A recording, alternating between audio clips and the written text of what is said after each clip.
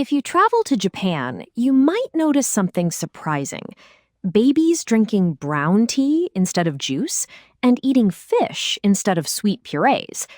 Today, we're exploring the Japanese philosophy of Shokuiku, or food education.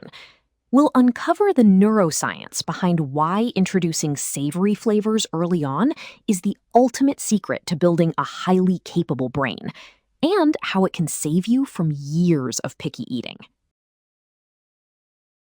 You might see a baby drinking that brown tea and wonder, is caffeine okay?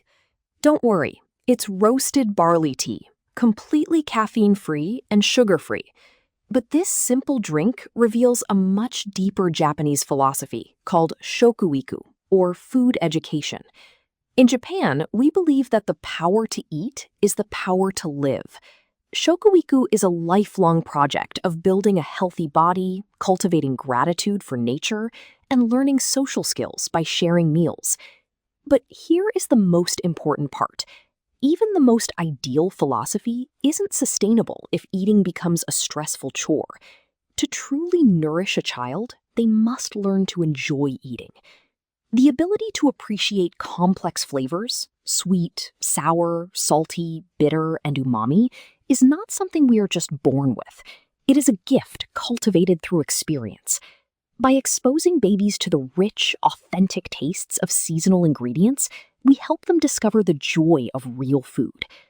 For a baby, the very first step of this grand journey isn't about strict table manners. It begins by introducing their developing body to these real, complex flavors. It's about building a healthy brain and setting a joyful foundation for their future eating habits. And that's where the science gets truly fascinating. Let's look at the developing brain.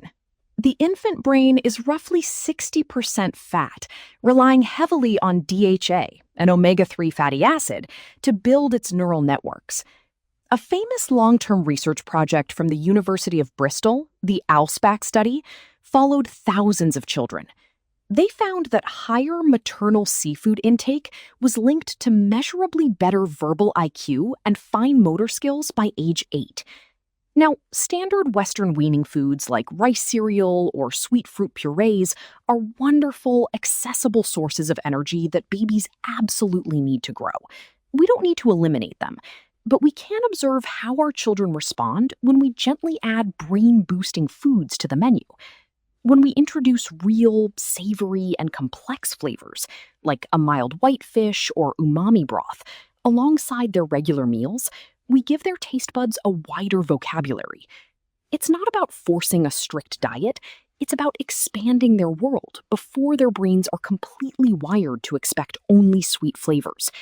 This gentle exposure is one of the most effective ways to prevent picky eating later on.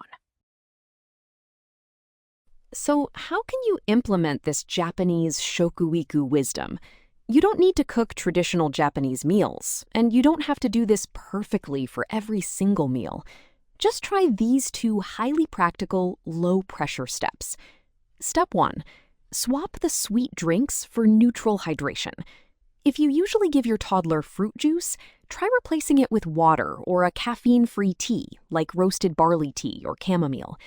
It might take a few days of resistance, but this simple swap resets their taste buds and protects their brain from sugar spikes. Step 2. Introduce savory over sweet. You don't need to buy expensive imported fish.